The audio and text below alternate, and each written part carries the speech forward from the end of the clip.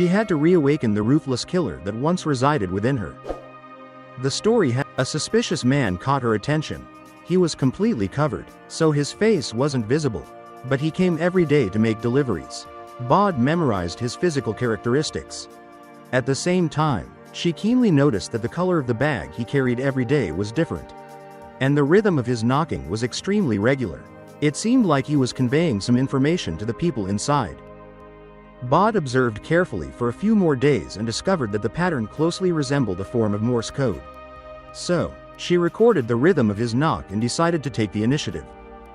The next day, Bod skillfully attached a silencer to her pistol, then put on an identical black cloak, picked up the supply bag, and headed toward the building.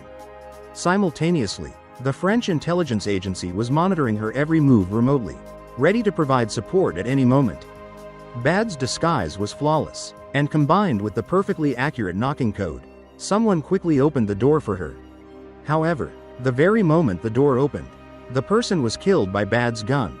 After successfully infiltrating the building, Bod immediately activated killing machine mode.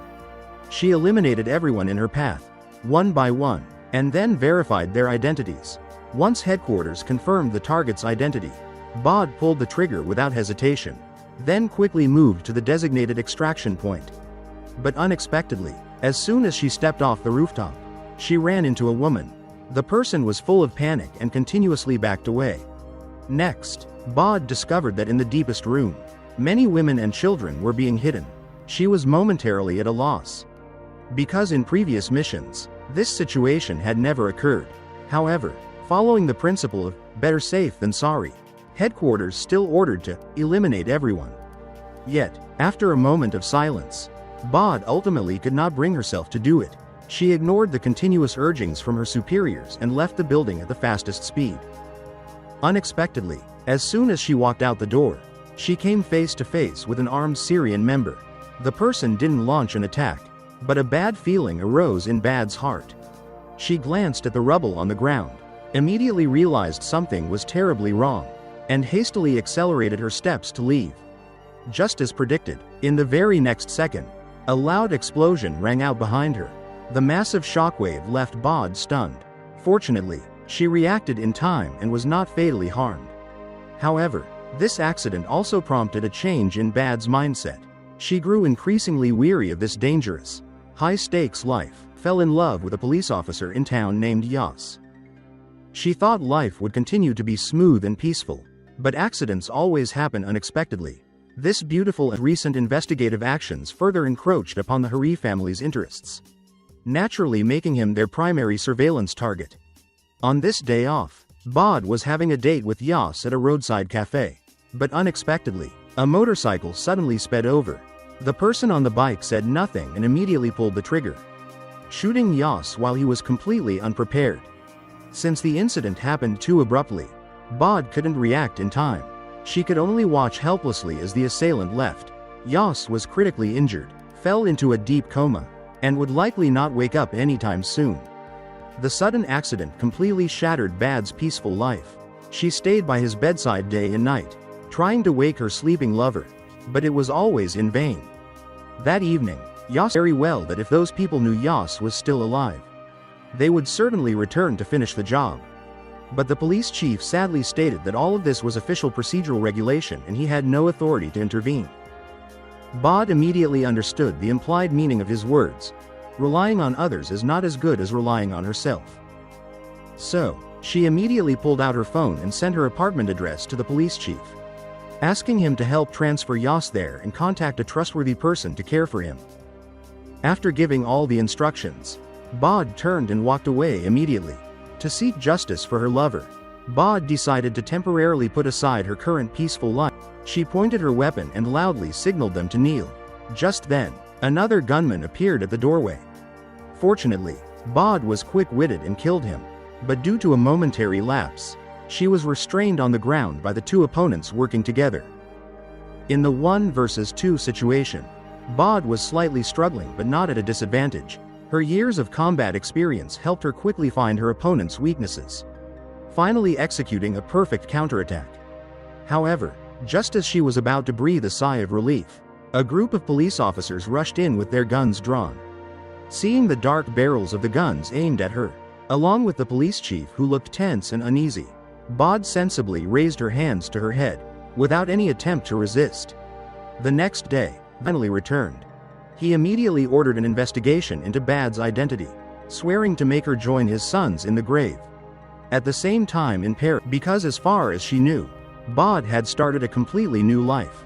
So why was she involved with the criminal syndicate? But before she could figure out the reason, the director immediately ordered them to find a French person to offer condolences to Harry and assist the opponent with subsequent plans, even if it meant killing Bod. It turned out that the French intelligence bureau had been secretly cooperating with the Harry family all along. 3 days later, worried that Harry would harm her. But the informant stated that Harry's current mood was highly volatile.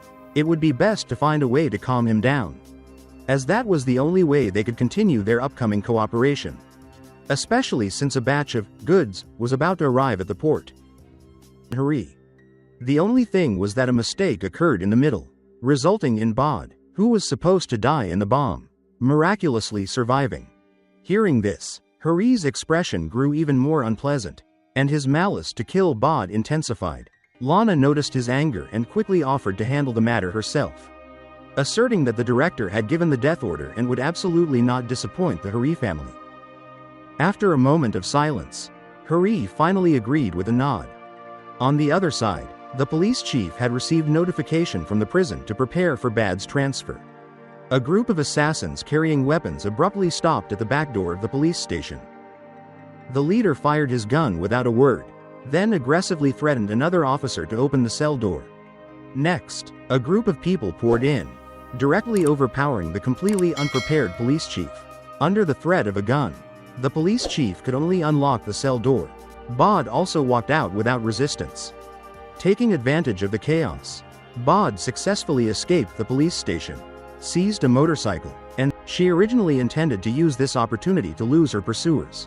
But unexpectedly, the opponents surrounded her both front and back, quickly cornering her in a dead end. Seeing the imminent danger, Bod decisively grit her teeth and fully twisted the throttle, driving straight into the sea. The lead assassin, seeing this, fired continuously into the water until the surface returned to calm before stopping. Not long after, the careful thought, Bod couldn't sit idly by anymore. She took out a secret computer and arranged to meet a mysterious man named Sam. Bod then quickly took out her passport and cash, clearly intending that they needed to find a way to resolve the trouble. The next day, Bod reluctantly bid farewell to the comatose Yas. Person was cooperating with Harry, and perhaps this would be a good loophole to start with. Just as the two were talking, Lana was hastily leading her people forward, but as soon as they rushed onto the rooftop, further searching, because if the target had met Sam, she would definitely go looking for the informant. Her people just needed to hold their position and wait. Indeed, Bod went non-stop to the market and found the store opened by the informant. At the same time, Agent Axel, dispatched by the French intelligence bureau, was also speeding towards the target. As soon as he saw Bod, the informant immediately understood he was exposed, quickly stormed into a building, climbed the stairs to the rooftop, and relentlessly pursued the two ahead. However, Bod was one step faster and managed to restrain the informant first. Was tightly gripping the informant's neck to control him, forcing him to reveal Harry's current hiding place and the French intelligence bureau's true conspiracy. The feeling of suffocation quickly made the informant's psychological defense collapse. He immediately confessed Harry's whereabouts, along with the fact that the French intelligence bureau would deliver a batch of weapons at the port tonight at 10 p.m. in exchange for information about Morocco held by Harry. After receiving the necessary information, Bod loosened the informant and quickly stood up to leave, when a bullet unexpectedly flew towards her. Again, but they could confirm that her next move would definitely be the transaction port. So, the director immediately ordered his people to check all means of transport heading to the target, and find Bad's trace at all costs. Just as the director predicted, Bod had arrived at the train station, preparing to take a train to Casablanca. She was uncharacteristically silent, looking out at the night through the window, lost in thought. Not long after, and stepped out, she walked to Harry's car, and the two seemed to be exchanging information. Bod captured this scene, then decisively called Lana. The latter was instantly panicked, constantly scanning her surroundings for Bad's presence. Since when did the Intelligence Bureau start selling weapons to Daesh? Facing the question from her former subordinate, Lana justified her actions, claiming they had no choice. Bod immediately found it utterly ridiculous. However, at the same time, Axel had also arrived at the port. Bod seemed to sense danger and hastily prepared to change locations. Unexpectedly, just as she jumped down from the container, she ran into Axel, who had been searching for her. Realizing she was exposed, Bod decisively gave up resisting, raised her hands, and was escorted by Axel to Hari's car. But completely unexpected for Bod from the start. The assassin presented a phone. The video showed Hari's smug and arrogant face. He ordered Bod to be eliminated tonight to avenge his 2 dead sons. Unexpectedly, a surprise occurred without any warning. The shooter was Sam, who had been lying in ambush at a high point. He took down the targets one by one with a single shot. By the time Axel rushed up to the high point, all the assassins on the ground had been wiped out, and Sam had already anticipated his arrival, thrown to the ground by Axel. Bod rushed over but was kicked by the opponent, sending her flying down the stairs. Before she could steady herself, Axel darted over and fiercely gripped her throat. Bod felt the difficulty breathing increase. Fortunately, her fighting skills were still good. She immediately seized an opportunity to break free from his grasp and continued to wrestle with Axel. The two were evenly matched, neither willing to yield, but Bod was clearly more desperate, even if it meant 800 who couldn't hold on first. Bod caught him off guard, threw him down onto the scaffolding, and he died instantly. After confirming the opponent was motionless, Bod immediately returned to the high platform to look for Sam. But sadly, his pulse had stopped. In that moment, extreme sorrow overwhelmed Bod. She only wanted to kill Hari immediately. On the other side, Lana had transferred the exchanged information back to headquarters to facilitate further actions. But unexpectedly, Bod had already found Hari's hiding place. The sniper rifle in her hand was also charging up to fire. The piercing gunshot shattered the silence of the villa. Soon after, a crowd of bodyguards rushed in. All the crimes would be buried here, and Bod quietly left, concealing her merit and reputation. At the end of the story, Yas successfully woke up. Bod told her lover everything that had happened in the past and recently. Yas slowly raised his hand to wipe away his girlfriend's tears.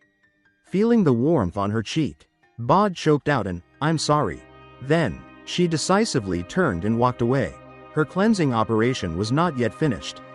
Meanwhile, based on the information provided by Hari, the Intelligence Bureau successfully coordinated with the anti-terrorism squad to break up 3 terrorist cells in Paris. Lana sat in the car, listening to the relevant reports, her face still expressionless. No one knew what she was thinking. Just then, the roar of a motorcycle engine sounded in her ear.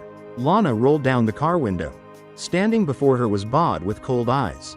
The two silently stared at each other for a long time, but neither spoke. Immediately after, Bod revved the throttle and sped off. The motorcycle quickly disappeared into the night.